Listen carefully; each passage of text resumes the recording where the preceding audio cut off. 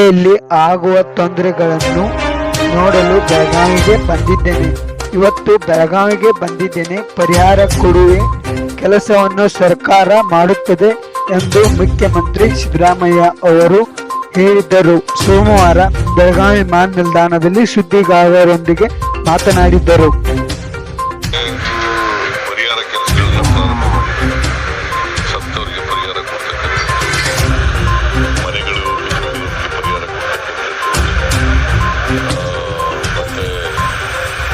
ಪ್ರಾಣಿಗಳು ಸತ್ತೋಗಿದ್ರೆ ಅವಕ್ಕೆ ವಿದ್ಯುತ್ ಕಂಬಗಳು ಬಿದ್ದೋಗಿದ್ರೆ ಟ್ರಾನ್ಸ್ಫಾರ್ಮರ್ಗಳು ಹೋಗಿದ್ರೆ ಅದೆಲ್ಲನೂ ರೆಸ್ಟೋರ್ ಮಾಡ್ತಕ್ಕಂಥ ಕೆಲಸ ಎಲ್ಲ ಮಾಡ್ತಾ ಇದ್ದಾರೆ.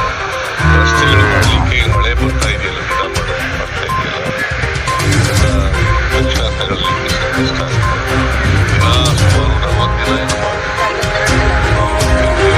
ಏನು ದಿನ ಮಳೆ ಬೀಳ್ತಾ ಇದೆ. ಅದಕ್ಕೆ ಈಗ ಅಂಗನವಾಡಿ